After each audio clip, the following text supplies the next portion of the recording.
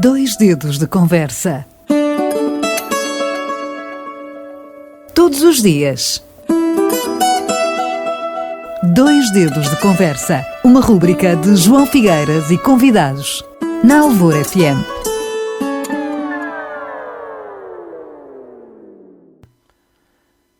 Ricardo Camacho, de novo em antena, nos Dois Dedos de Conversa, trazendo sempre temas da maior atualidade que se passam no nosso Algarve.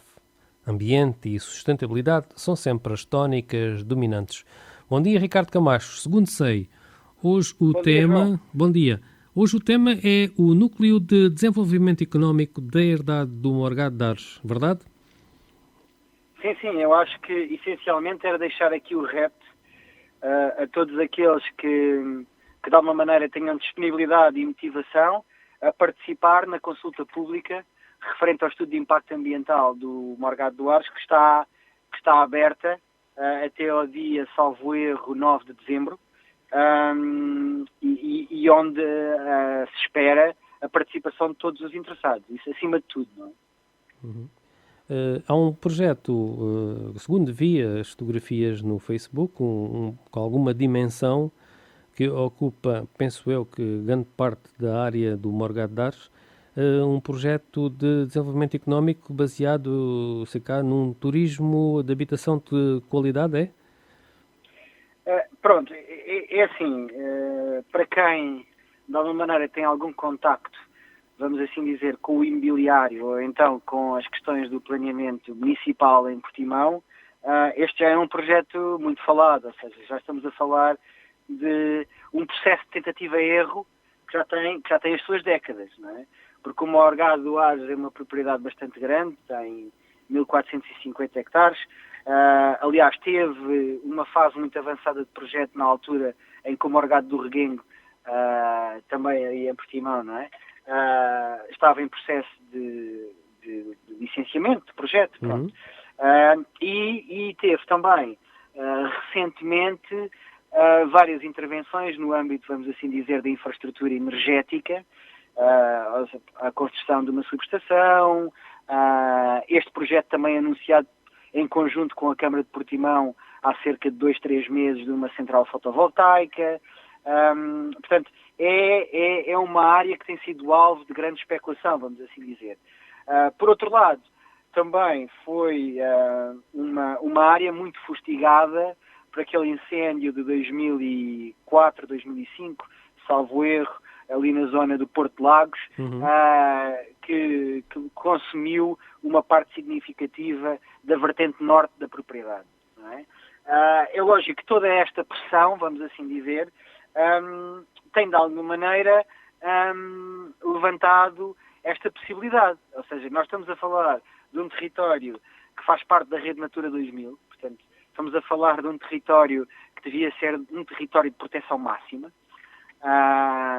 mas que, por outro lado, tem sido alvo de uma instrumentalização à escala, vamos assim dizer, pública, que de alguma maneira abre caminho para expectativas privadas. E este tema é muito, muito relevante nestas discussões. Ou seja, nós estamos aqui a falar de privados com um apetite, vamos assim dizer, comercial, que detêm uma propriedade onde se construiu uma A22, ou seja, a A22 atravessa a propriedade e construiu-se um nó rodoviário, que é o acesso a Portimão e a Monchique, por cima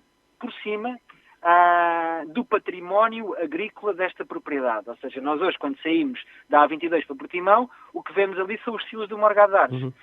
Ou seja... Ainda ontem, na página do Portimão Antigo, publiquei uma fotografia dos silos dos anos 50. Vamos lá ver. Essa fotografia é mais precisamente do verão de 1955. Essa fotografia faz parte do inquérito regional de arquitetura que foi feito. E claro, este é o grande tema. Nós temos ali algo que toda a gente vê que tem um valor patrimonial. E agora ponham-se vocês na posição de um proprietário que reconhece o valor patrimonial e depois há uma autoestrada que faz o nó rodoviário às portas daqueles silos, não é? De alguma maneira, o Estado também não agiu da forma mais correta perante este património natural e edificado. Sem dúvida. Depois temos a situação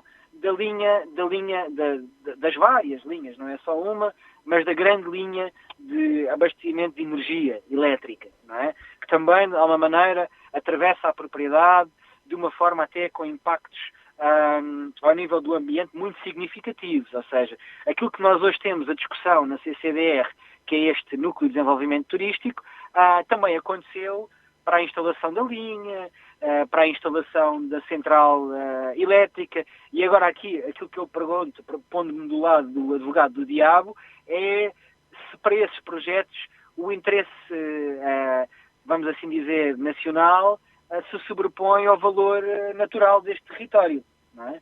E, portanto, estas questões são questões muito sensíveis na hora de olhar para isto de uma forma mais holística. Pronto. Esse era um ponto que eu gostava aqui de deixar.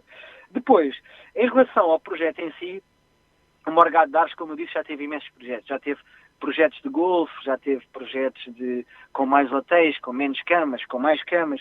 Aquilo que neste momento é apresentado é, primeiro, uma figura de planeamento diferente, ou seja, o núcleo de desenvolvimento económico, em vez do núcleo de desenvolvimento turístico, que foi o caso no Morgado do Reguengo, não é?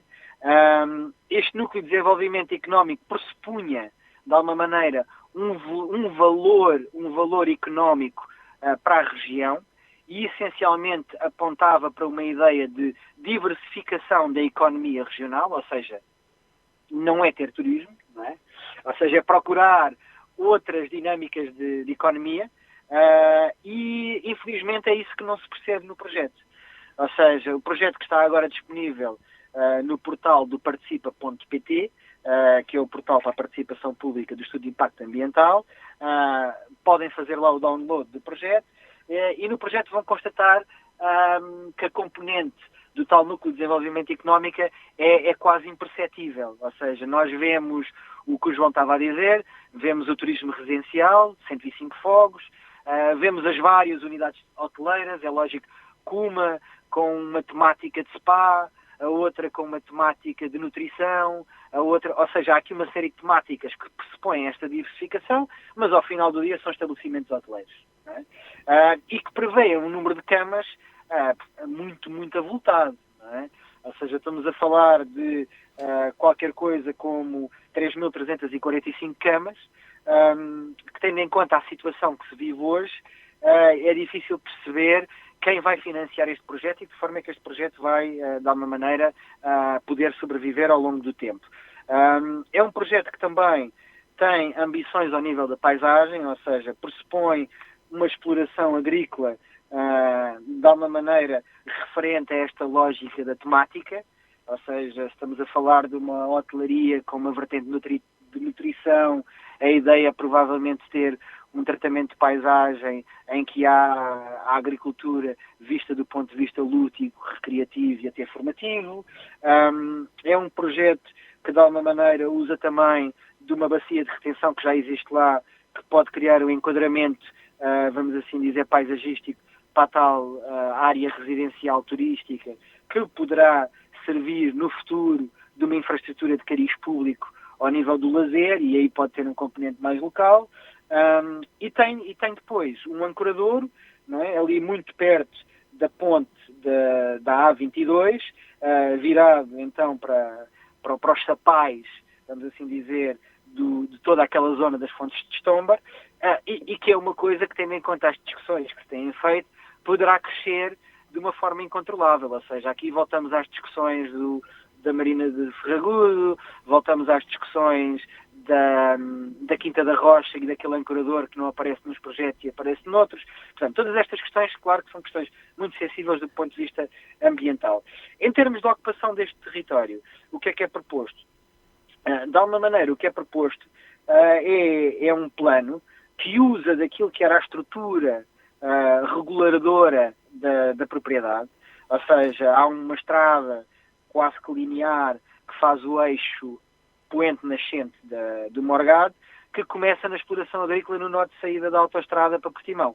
Pronto. E ao longo dessa via, vamos assim dizer, que passa por baixo da A22 e continua até à zona em que a ribeira de Odloca encontra a ribeira do Arado, ou o Rio Arado, não é? E é ao longo desta espinha dorsal que se vão povoando ou que se vão instalando os tais hotéis ou as tais unidades hoteleiras, não é? E depois há a bacia virada a norte, muito perto da zona da central fotovoltaica que foi agora proposta, que tem a tal componente residencial com o acesso a partir da estrada de Porto Lagos, da estrada de Monchique. Pronto. Isto é, assim, uma descrição muito sucinta do projeto. Aqui o que me parece realmente importante é esta discussão do que é que são as políticas municipais em função destes projetos. E este é um tema que me parece poderia ser mais questionado, não só do ponto de vista daquilo que são as políticas governativas, ou a governança, vamos assim dizer, mas também do ponto de vista daquilo que são as competências técnicas, não é? E a lógica CCDR usa aqui muito este instrumento, ou tem usado nestes projetos que nós temos aqui discutido, o instrumento do impacto ambiental como uma forma de não ser, de alguma maneira, pressionada a tomar uma decisão.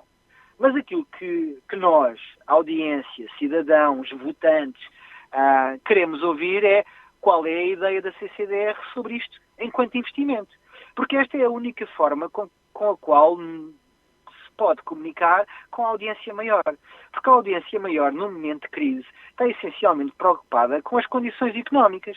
E claro que vê em todos estes projetos, seja ele a central solar, seja ele o que for, postos de trabalho, investimento no município, todas essas coisas, movimento, e portanto toda a gente quer isso. Neste momento, a natureza não é importante para a maior parte das pessoas que estão aflitas. E o que falta aqui é a liderança. Ou seja, falta de alguma maneira uma palavra, vamos assim dizer, ou no domínio da política territorial ou no domínio da competência técnica, sobre o que é que este projeto significa para o Algarve. E o que é que este projeto significa para Portimão? Porque, na realidade, nós temos que equacionar aqui estes pontos todos. Isto vai à questão do autódromo, tudo bem. Ok, o autódromo traz orgulho aos portimonenses. É suficiente? Ainda há pouco tempo eu estava a ver um arquivo da RTP, os vídeos da RTP, de uma reportagem em 2009 que falava de uma fábrica da Porsche, o Panamera S, que vinha para o autódromo de Portimão, e isto era aquilo que o autódromo de Portimão podia gerar. O que é certo é que apareceram assim uns renders, umas visualizações de um edifício muito, muito incipientes. Veio alguém aqui fazer um contrato e assinar um contrato com o presidente Manuel da Luz, e na realidade não aconteceu nada. Não é? Infelizmente que não. Olha, temos que concluir, Ricardo. Pronto. E, portanto, eu acho que era importante aqui não só julgarmos a questão ambiental, mas também julgarmos a questão de investimento. Ou seja, que investimento é este e que mais-valia que ele traz para o município. É que ele traz para o município, exatamente. Um grande abraço, até à próxima. 2 dedos de conversa. Todos os dias. 2 dedos de conversa. Uma rúbrica de João Figueiras e convidados. Na Alvor FM.